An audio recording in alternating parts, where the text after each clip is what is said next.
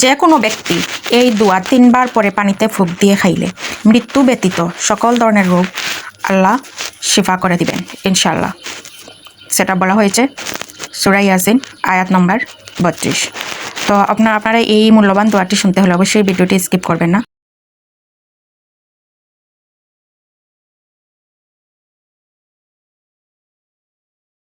দেখতে থাকেন। এই ভিডিওর কোনো এক জায়গায় আমি বলে দেব এই দোয়াটি কি। আসলে এটা আমাদের মুসলমানদের জন্য অত্যন্ত জরুরি এবং খুবই উপকারে আসবে। আর এই দোয়াটি শেখা সবার জন্য দরকার, তাই ভিডিওটি স্কিপ করবেন না। আসসালামু আলাইকুম, ওয়েলকাম টু রুজির কুকিং ব্লগ থেকে। তো আমি রুজি আসছি আজকে আপনাদের সামনে আরেকটা নতুন টিপস নিয়ে। তো আজকের টিপস হচ্ছে ডিম দিয়ে আলু ভাজি এবং সাথে টমেটো।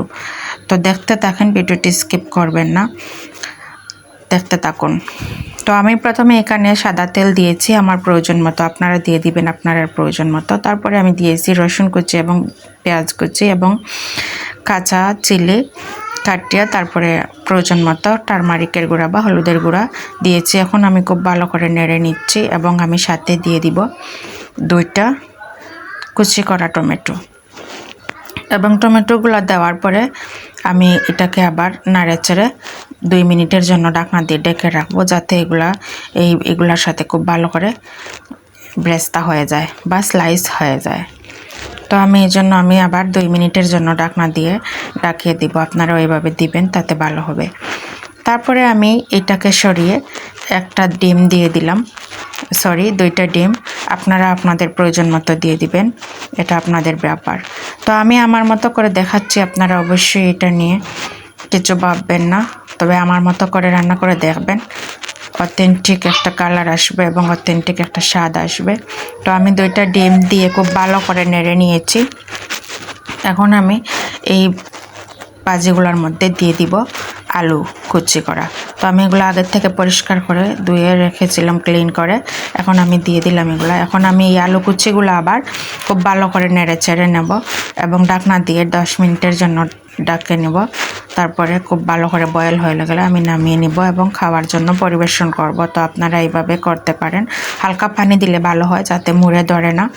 তারপরে আবার খুব ভালো করে বয়েল হয়। আর একটু এই 10 মিনিটের ভিতরে 2-3 বার আপনারা ঢাকনাটা সরিয়ে নেড়ে চেড়ে দিবেন, না হয় আবার নিচে ধরতে পারে। তো এখন আমার ইনশাআল্লাহ এই যে আমি সবগুলো মিক্স করে নিয়েছি। এখন আমি ঢেকে রাখবো 10 মিনিটের জন্য।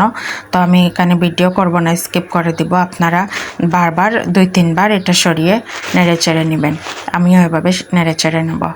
তারপরে আমার ভিডিওটি দেখেন, দেখো এখন আমি ভলিউম কম দিয়ে আমি ঢাকনা দিয়ে ঢেকে রেখেছি, শেষ পর্যন্ত দেখুন।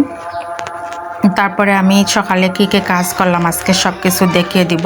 বিছনা গুছাইছি, আমার বাচ্চা এখনও ঘুমিয়ে ছিল, তো আমি বিছনা সব কিছু ওঠার পরে পরিষ্কার করছি।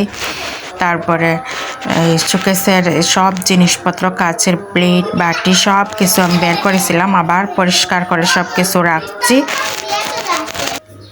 তাই ভাবলাম আজকে এইটাও ভিডিও করে দেখাই দিই আপনাদেরকে। দেখো আমি সবগুলা কাপ গ্লাস অনেকগুলো জিনিস শোকেসে জায়গা হচ্ছে না, তো আমি একটা কিনবো, একটা ক্যাবিনেট। আপনারা দোয়া করবেন। কিনবো বলে আর কিনা হচ্ছে না। টাকা মোটামুটি ম্যানেজই আছে। মার্কেটে যাব, এই যাওয়াটাই আমার জন্য খুব টাফ। তো আমি সব কিছু পরিষ্কার করে রেখেছি মাশাআল্লাহ আমার মতো করে। তারপরে বিছনাগুলো গুছিয়ে রেখেছি। আর এই যে সকালের কাজগুলো দেখাইলাম, এই কাজগুলো আমার প্রতিদিনই করতে হয় এবং সব মহিলাকেই করতে হয়। তো আমি এগুলো প্রতিদিন ভিডিওতে ধরি না, স্কিপ করে রাখি। এখনও অনেক কিছু স্কিপ করে দিয়েছি, সব কিছু আর করছি না।